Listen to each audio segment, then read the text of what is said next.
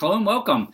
Yeah, I'm just wrapping up a really hectic, busy work week this week. We did here in the U.S. have our 4th of July Independence Day holiday. Unfortunately, I didn't get much of a chance to celebrate. I had to travel out on the 4th of July for a work-related trip. But Richardson Reads tagged me on an Independence Day book tag, which was sort of U.S. Independence Day themed.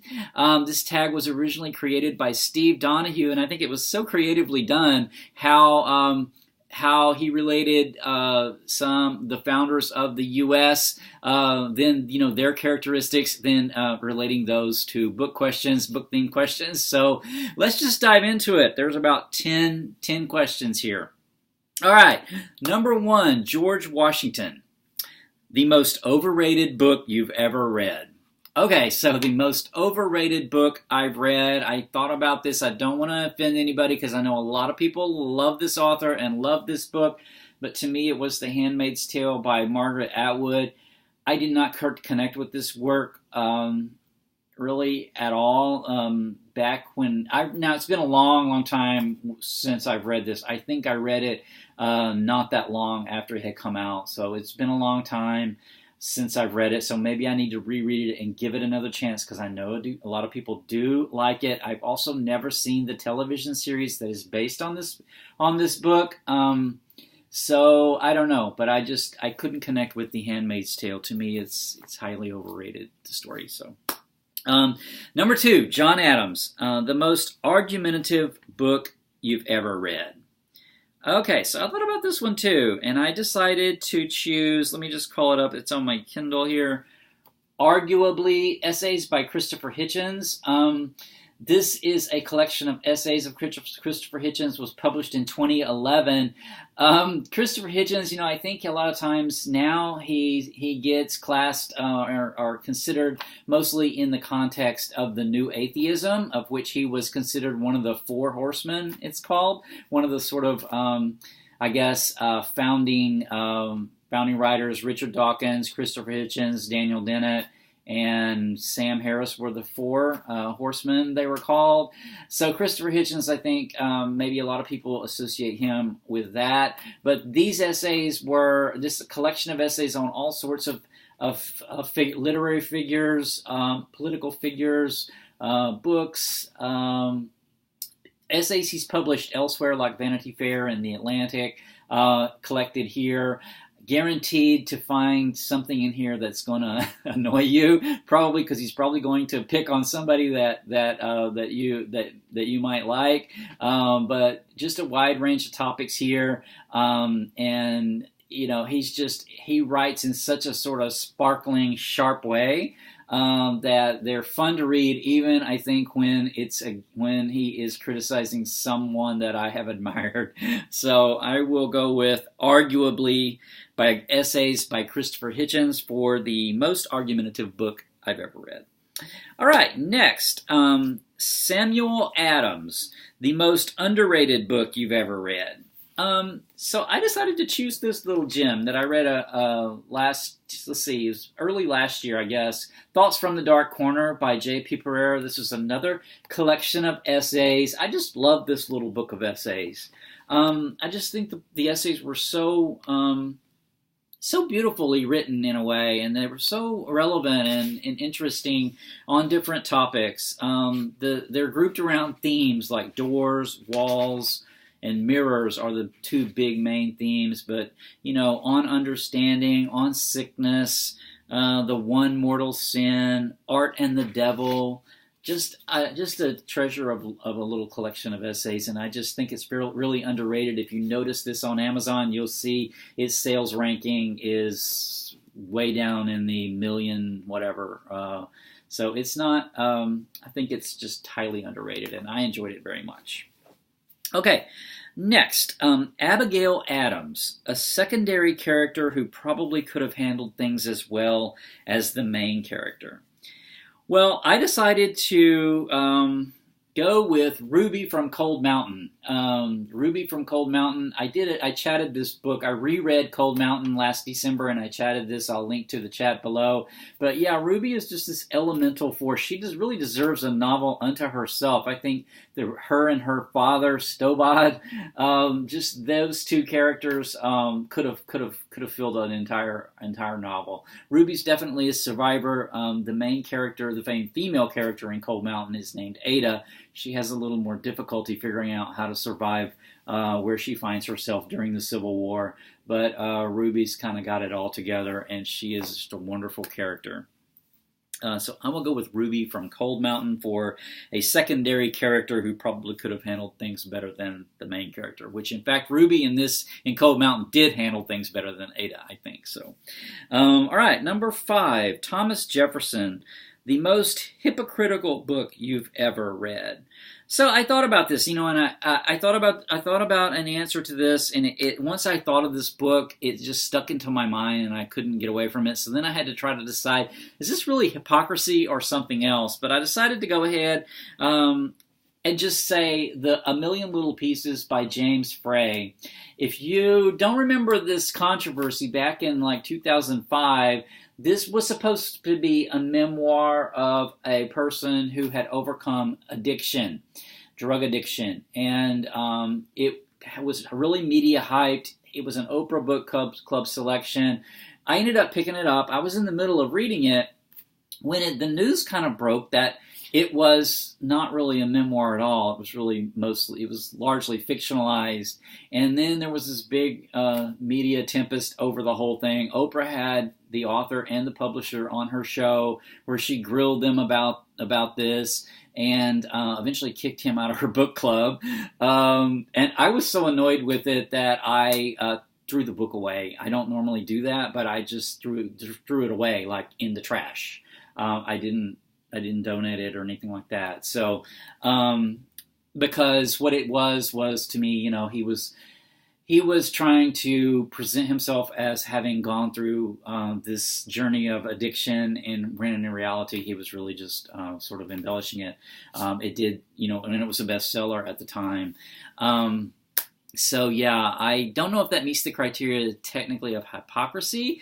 His publisher did try to defend the decision to market it as a memoir, and through all sorts of sort of convolutions. But at the end of the day, it was discredited and he was disgraced. And I don't think he's published much since. So yeah, A Million Little Pieces.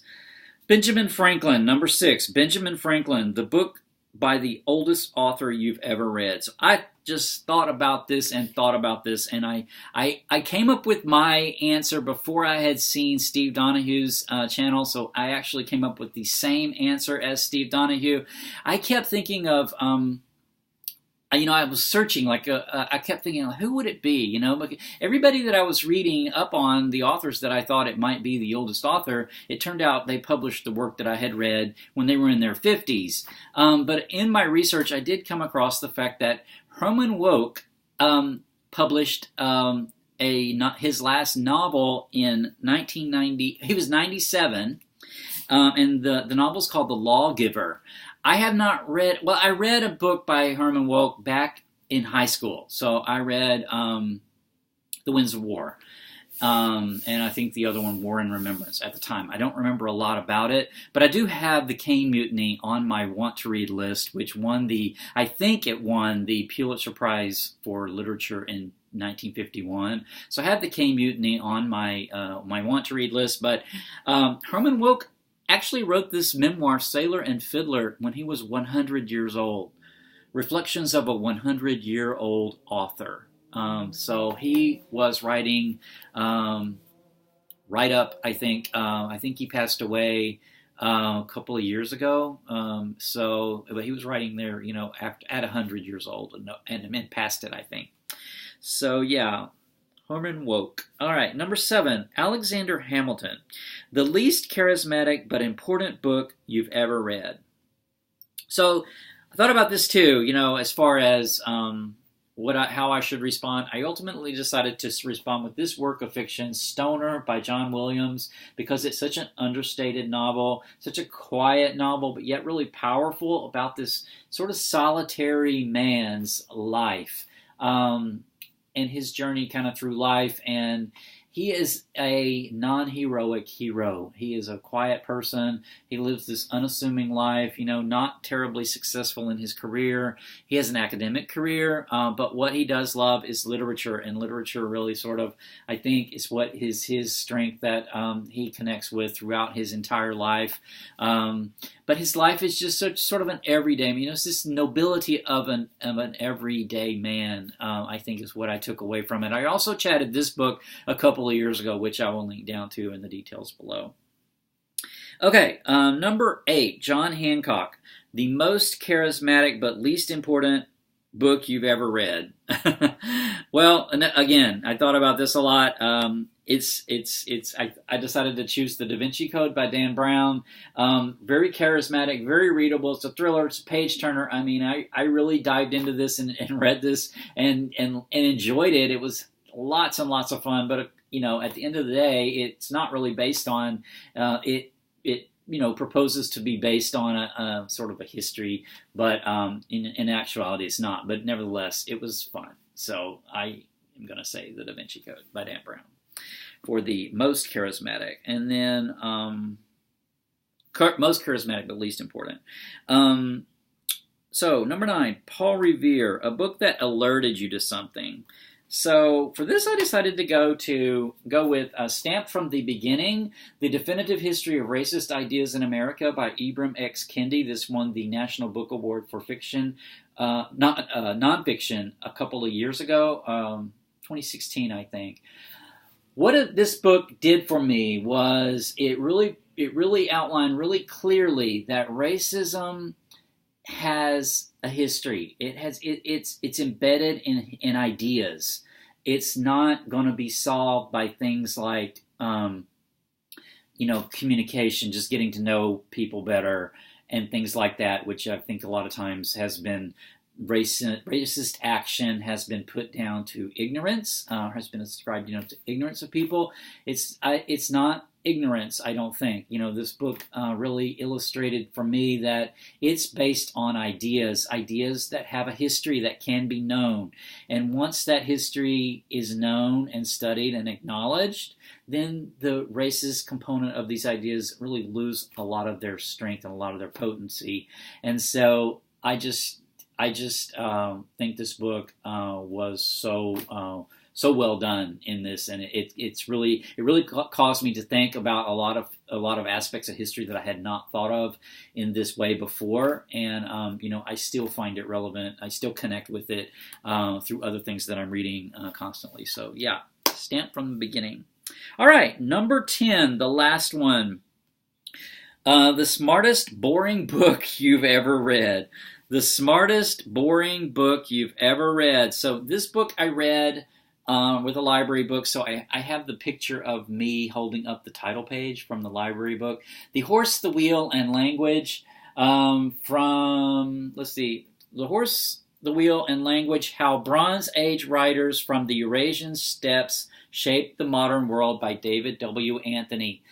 Yeah, this book was... Part of it was really super engaging, but there's a lot of archaeology in here. There's a lot of pottery to get through, pottery studies in these cultures that came and went on the Eurasian steppes thousands of years ago. But this book was so cool, and I find myself still connecting with this when I'm reading other things. I make a connection between this book and whatever else I'm reading, both fiction and nonfiction. So this book was just what does it say? The smartest boring book. But there was part of it that I just had to make my way through because it was, a lot of detailed archaeology and things like that around pottery and stuff like that. But nevertheless, very smart book, very informative, and I'm so glad that I read it. So, all right, well, I'm out of time. I will stop the tag with that. I think this tag was a lot of fun to do. So, thank you, Steve Donahue, for creating the tag because I believe that it was just such a creative way to associate the characteristics of some of the founders of the United States, and then with book themes. So I thought that was cool and fun to do. Thanks for tagging me, Richardson Reads. I don't think I'll tag anybody. If anybody finds this tag fun to do, it was really thought-provoking to me, but feel free to dive in and upload your own responses. So until next time, take care. Bye.